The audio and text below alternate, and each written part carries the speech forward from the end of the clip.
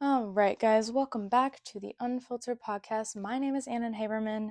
I am a high school grad who is right now working at a school as an assistant to a teacher, and I'm also working as a cashier at Salvation Army. Um, so I don't know if you guys have seen some of my other videos, but I like to share what my life is like, and a huge part of my life is being a Christian. Um, and so I was like, oh, maybe we should do an episode on my faith and my Christianity.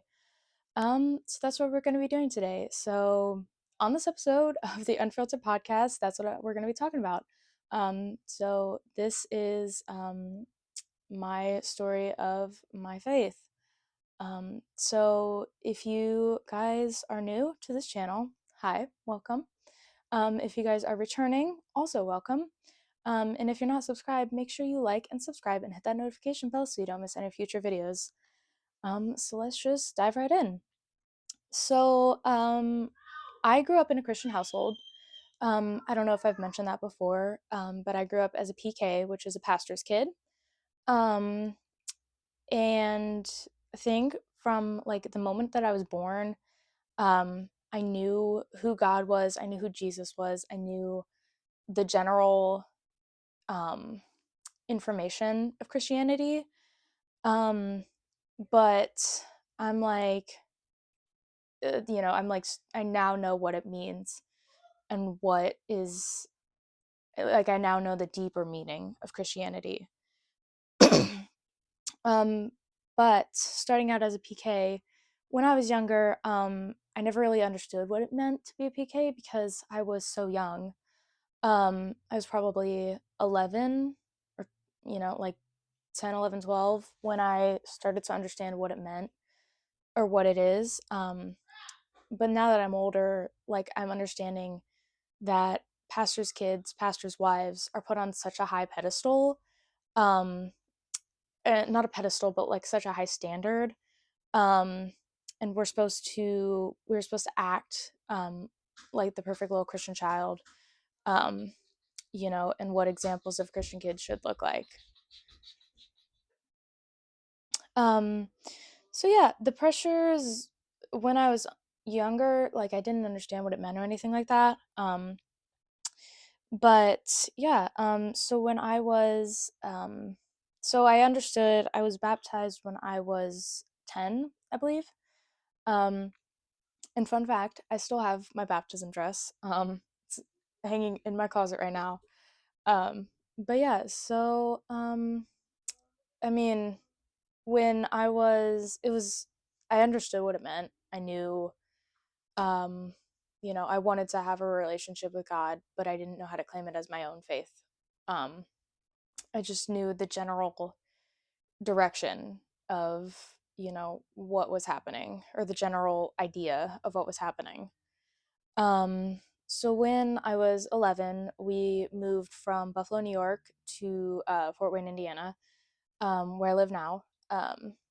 And that was really hard because Buffalo was all I had ever known. I was still a kid. Um, and I grew up with, like with my childhood best friends and everything. And so like it was it was hard.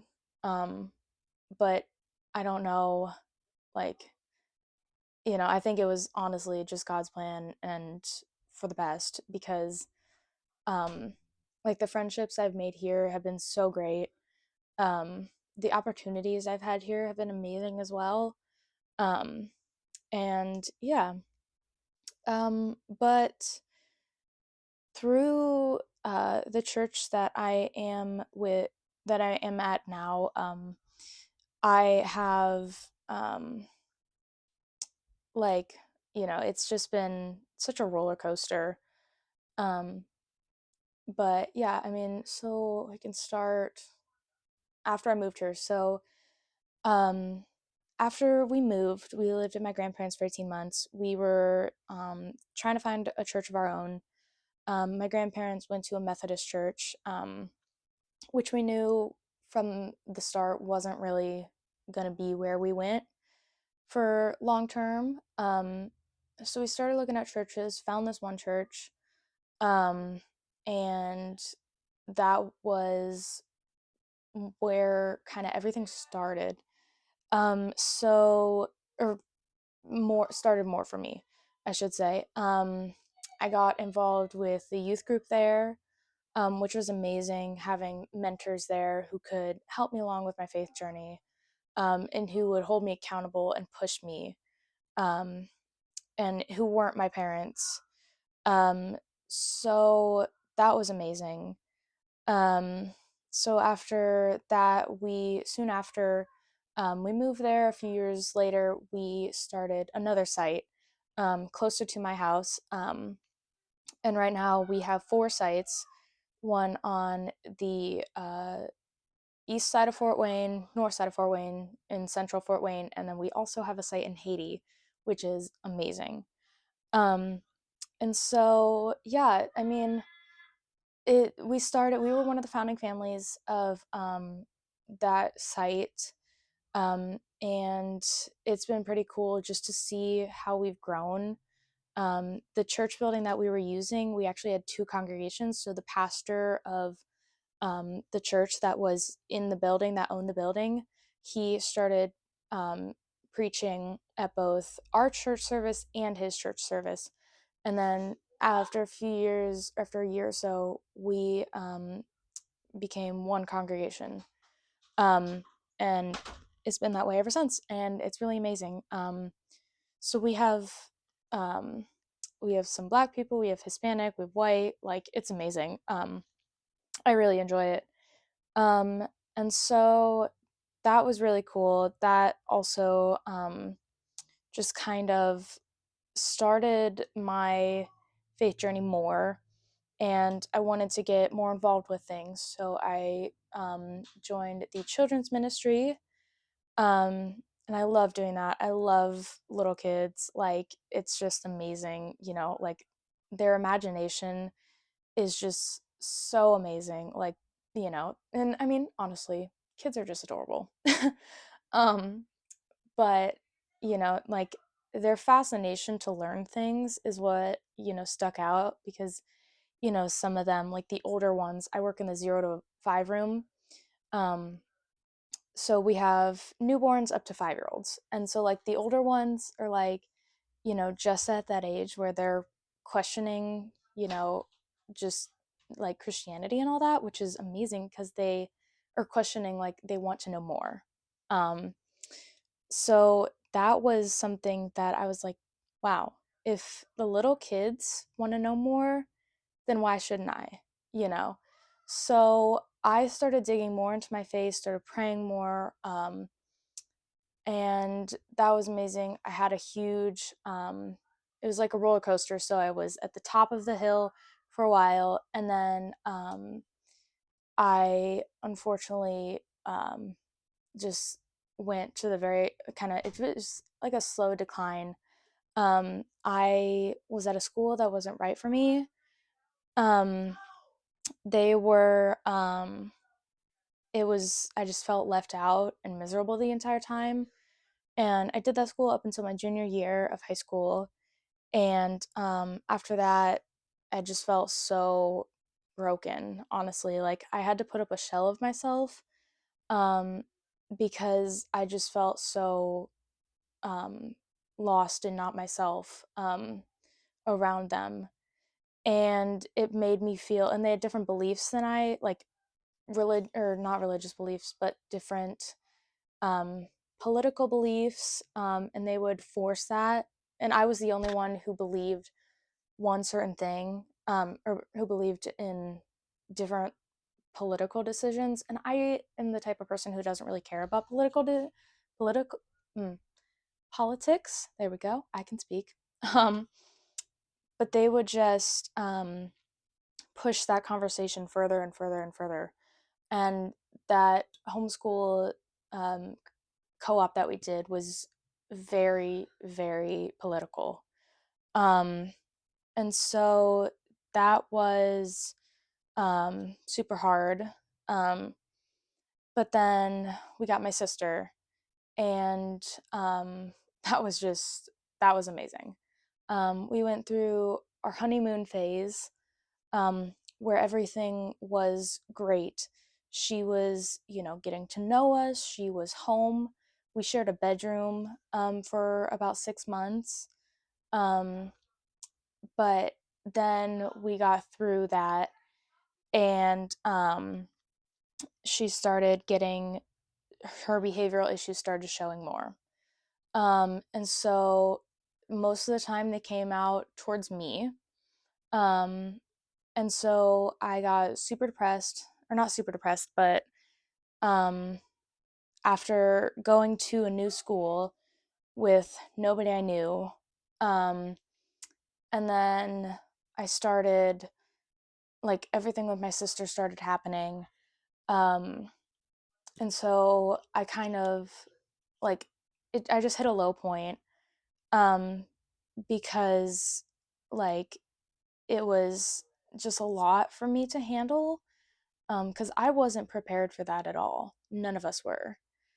Um, so I fell into some depression, some anxiety, um, and that was really hard. So I hit a really low point. I just became super isolated. Um, and so, um, like, it was just over the span of a few months, um, I was pretty depressed. And then I met a guy, or I knew him. Um, but we went to school together, and he actually kind of got me out of my depression. Um, and so we started dating. I was making friends, um, who actually, like, my friends helped me through with my mental health. They would check on me and make sure I was doing okay. And it was just great. So my friends helped me, they pulled me out of that. And so um, after a few months, the guy unfortunately completely blindsided me and broke things off with me. And, like, to be honest, I'm pretty sure I fell in love with him. I never said it, but I'm pretty sure I fell in love with him. Um, and then I was also going through some rough patches with those old friends who I was talking about earlier. They reached out and were, it was just, like, you know, it was just tough. Um, so finally, I told my parents, I was like, hey, I really need to, like, because they noticed my shift in personality and everything. Um, and after going through all that, I fell further into depression. I also had just started doing worship team at my church, which was great, but also, like, didn't help my anxiety whatsoever. Um, so finally, I had told my parents, I'm like, hey, I need help. I am to the point where um, I was like, I need to be put on medication or something because this is just not good. Like, I was still going to school. I was still, um, doing, like, I wasn't like, you know, I wasn't doing hair care. I wasn't doing skincare, which is things that I love doing. And if, like, any of my family members would say, oh, it's normal for her to do her skincare, so, like, I like to present myself in a good way, and I wasn't doing that. Um, and so I went to the doctors, was medicated for anxiety, um, and that I started feeling better. Um, and so a couple weeks later, I went on a youth retreat, which was amazing because I had such bad anxiety. I hadn't had a sleepover in years. Like, I hadn't had a sleepover that wasn't at my house in years. That's how bad it gotten. And so it was good. And the second youth retreat I went on, um, it was just incredible. It was so, like, intimate, and everyone just felt immediately like friends. Um, and so after a prayer time, um, we were like, it was pretty much a life changing experience, pretty much. So it was the last day. We were doing like a little bit of a worship time and prayer time. And so they had like this chair in the middle, and someone could go, if they felt led, go sit in the chair and just pray to God, without judgment, without anything. And so I sat down in the chair, prayed that me and my sister would be, we would, she would feel the Holy Spirit with her. She would feel, that my brothers would feel it as well. I prayed that, my depression would be fine, would go away. Um, and like I just felt the Holy Spirit just come over me like all of a sudden. And as I was praying, I started crying. Um, everyone, by the time we were all done praying, um, we were all crying. Like everyone was crying. Um, and the Lord's presence was just so heavy that weekend, and it was just amazing. And that was kind of a life changing experience for me because when I came home, um, my sister immediately, it was just day and night switch. She was like, we were immediately friends. We were like, um, like it was just amazing. I don't even know how to describe it.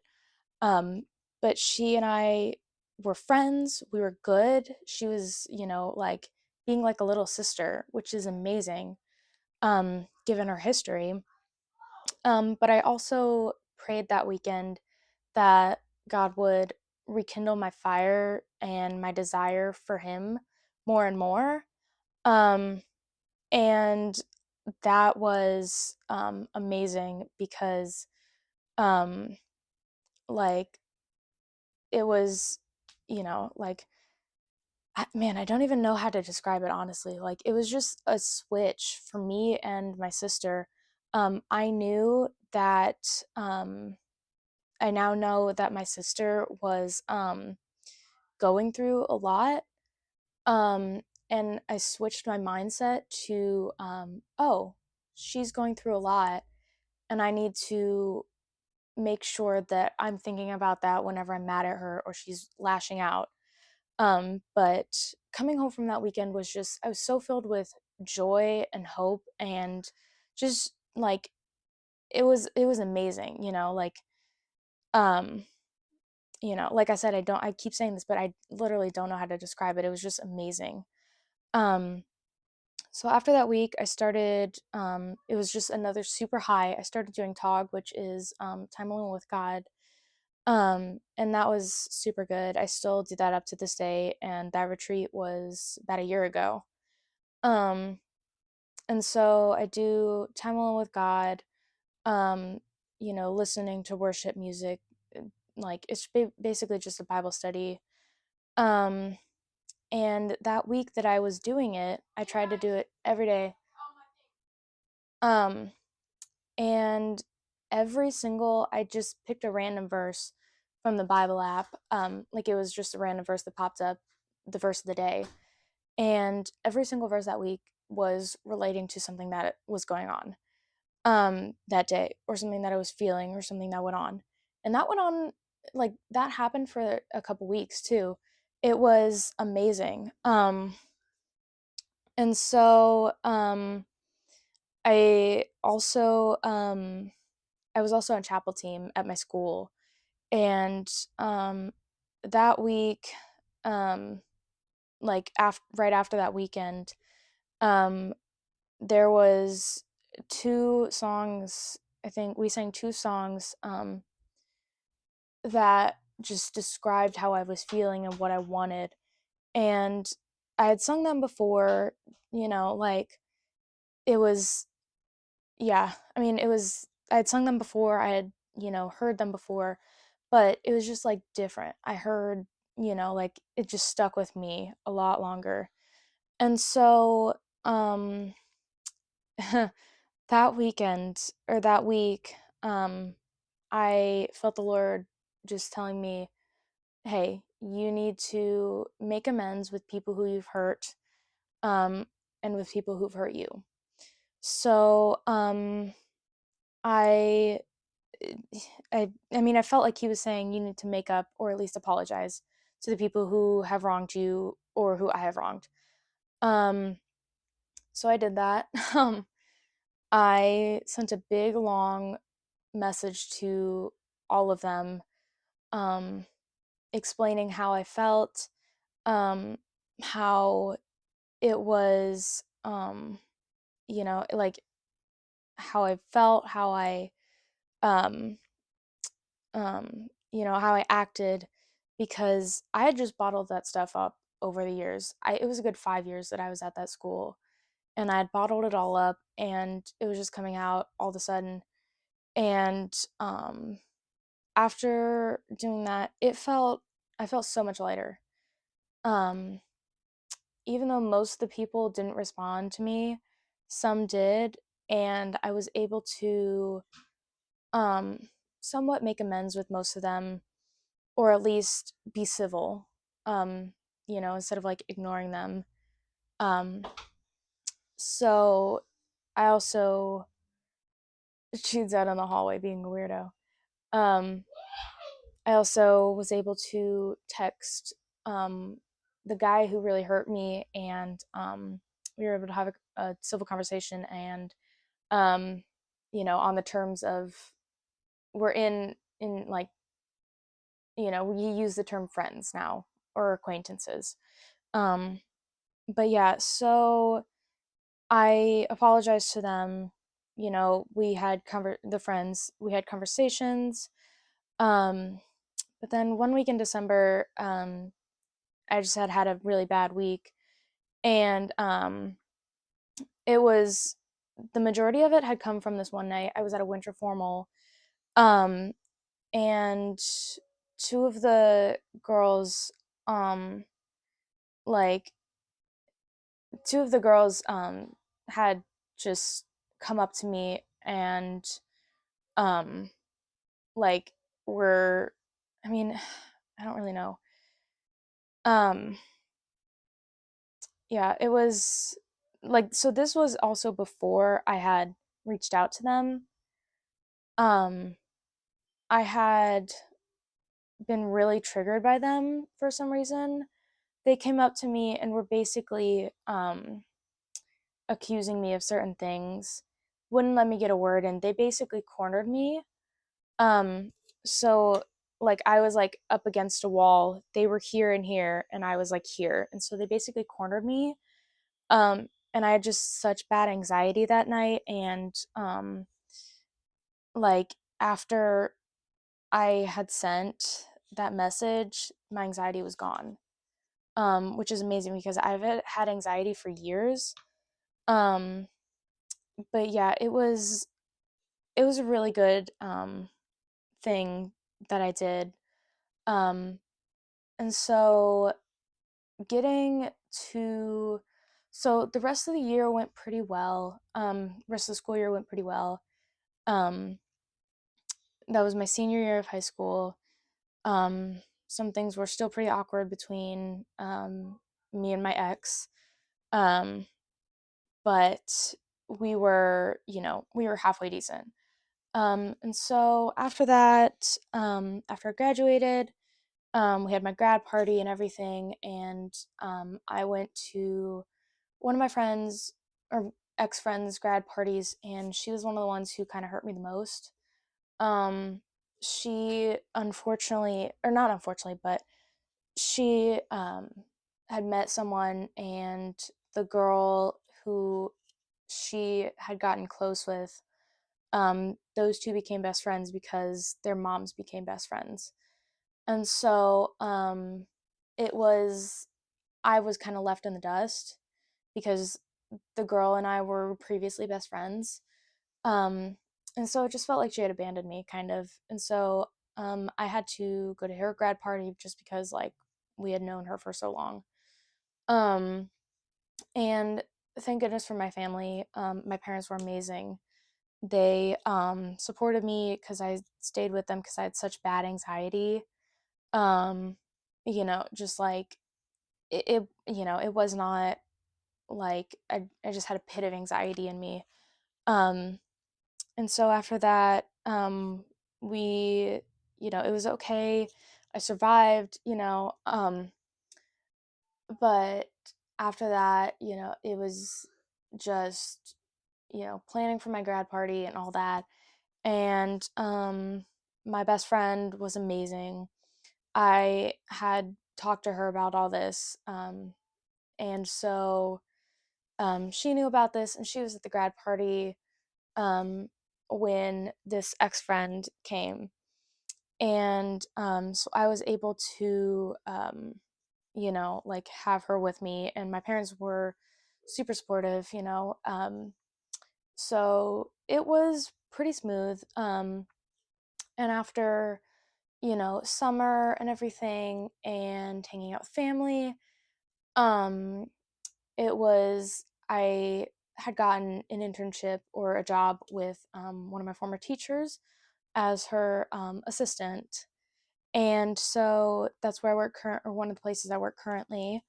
And so it went from being like an all-time high, um, just like spiritually, mentally, um, to kind of, slowly going back down and back down and back down.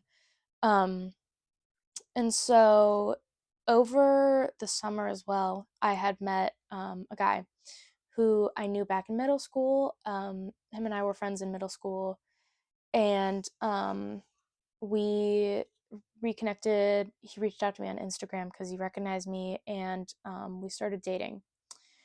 And so it was, it was kind of all very quick, um, but we knew we liked each other. Um, and like I think 1 2 months in, we shared, like, told each other we loved each other. We I shared my first kiss with him, which was huge. Um and so I was also at an all-time high with him. Um and then so we were together for like 3 or 4 months. Um excuse me. And so during that time I had gotten another job at Salvation Army. Um, and so that was going great. Um, and it was like 2 months ago when when I had gotten a text from him, and he said, "Oh, I don't think this is working." So he broke up with me, and yes, it was sad, but on the other hand, I've never cried about it. I haven't cried about it to this day. That was almost 2 months ago. Um, Honestly, it didn't feel like we were getting any closer over the few weeks leading up to like when he broke up with me. And so that was kind of a shock. Um, but then I was like, no, it's fine. If he's not the one that God has for me, then so be it. Because the right man will come along eventually, and he'll be perfect, so that was a shock. um but then we had it was around this time when my parents were like, "Oh, I don't think that this church is working for us anymore." So they have been kind of exploring some other churches, um trying to figure out where God has for us, because we needed a better community for just family in general. But I and that was all my parents' decision. I feel um I haven't left our church or my church now. It's been one of the places where I feel like very at home.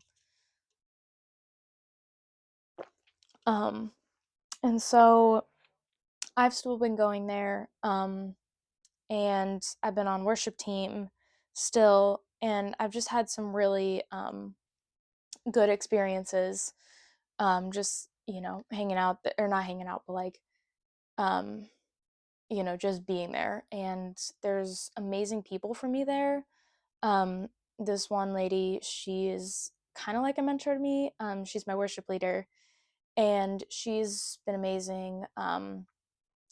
Last week I was on worship team, and we had a conversation about like I just recently got my triples done, and I was talking about getting my cartilage done, um, and getting a tattoo, and she was recommending places, and yeah, she's just been amazing. Um, and so after like last week, when I was on worship team, it was honestly a really amazing experience because we sang a new song. I think I mentioned it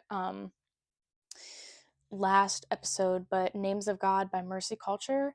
That song is amazing. It talks about the actual names of God. So Elohim, Adonai, Rapha, and Nisi, and Shaddai. And so and those are only a few, I assume. Um, but it's just been amazing because like we had it was the Holy Spirit had filled that room, and that was also really cool because we had also had baptisms that week, and it was so cool to see so many new believers and just get baptized. And it was so cool that I was a part of that as well. And that was like, just like, I was like, oh my gosh, this is so amazing that I like, and this little girl, um, like she and my sister were friends until my sister, they haven't been going to the same church. But so we kind of knew each other, and it was just so amazing to watch her, like this little girl and her brother, her older brother, get baptized. Like they're, they couldn't be older. They're not any older than like middle school age. Um, and so it's really amazing to see the childlike faith that, like, I don't even know how to describe it. It's just amazing to see that childlike faith. And I was like, that made me realize, oh, that's what I want. That's what, um, I want that childlike faith again. Um, and so I've, started reading my Bible a lot more, and just praying. And I've also had a friend who does not, he, he believes he's a different religion. Um, but he came to church with his friend a couple times who is Christian. Um, and him and I have been texting, and he's been saying he's been reading the Bible a lot more, which is amazing. And he said he was always feeling good after he came to church. So it's just amazing, to see that someone who does not believe in the same thing as I do still can feel that and feel like, you know, so like I don't even know how to express it. Um, but yeah, I mean, it's just been really cool. I've been starting to show or wanting to like, show my faith a lot more, and um have like I work somewhere where I encounter a lot of different people, a lot of less fortunate people than I am. And so, like, I give them a smile, I give them, like, I ask them about their day, just different things like that that I can do to help, like, you know, not even share about the gospel, but just help them to, maybe put a little bit of a smile in their day. Um, and that's one of the ways that I can show my faith a little bit more, um, and stuff like that. And so I've been trying to be more Jesus like. Um, and so that's been amazing, to get to show that a little bit more. Um, and yeah, I mean, pretty much up to this point, right now, I'm at a high. Like, it's just amazing to get to um, share my faith, and like get to like um get to like I get to have this platform that I can share my faith and my um story with you guys. I mean, you guys have been so amazing. We are almost at 300 subscribers, and that is a goal I didn't know we could hit. Like, I, I told you guys back in May, I was like, we hit 200 subscribers back in May. And I was like, guys, can we get to 300 by the end of the year? And you guys are killing it. Like, you guys are amazing. So thank you so much. Um, but it's just such a joy and a pleasure to get to share my story on here to almost 300 of you guys.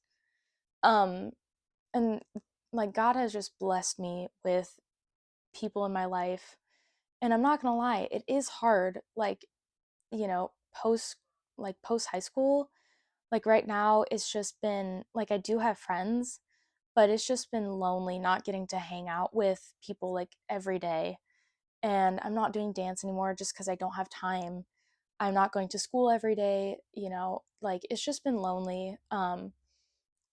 But and I'm not saying like, it's not like I'm complaining, but I'm just saying like there is good in the bad, like I'm getting to share these things, but also it is, sad because I'm not getting, you know, I don't get to, like, I see all these videos of like, people, um, worshiping with friends and things like that. And I'm like, I really want that, but I don't have that right now.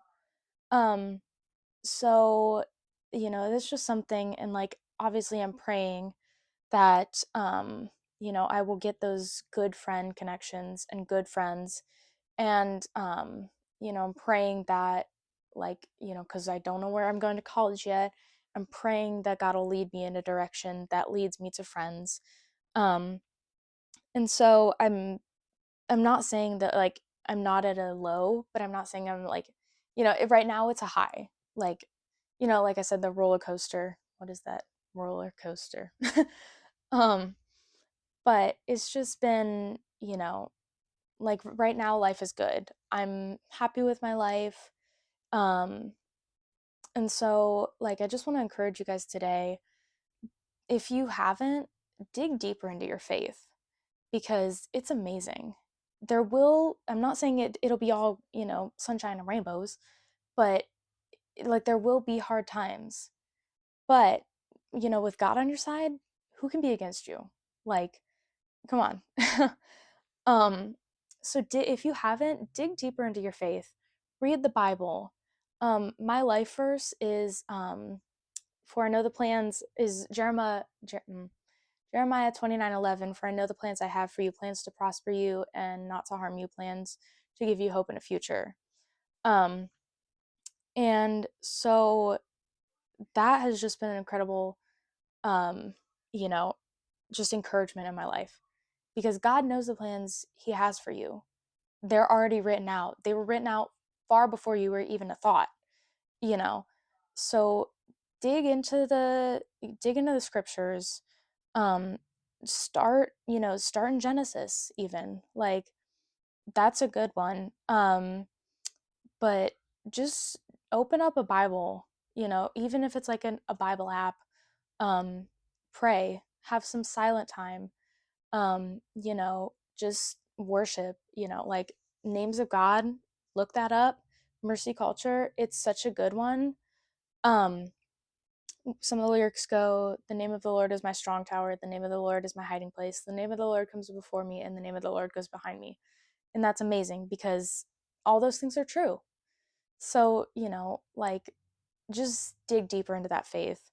Look for the childlike faith of all the little children, Um, and honestly, just look at those around you. Like share your story, share your faith to those around you because you don't know who needs it right now, but someone in your life needs it and someone in your life needs you to pray for them.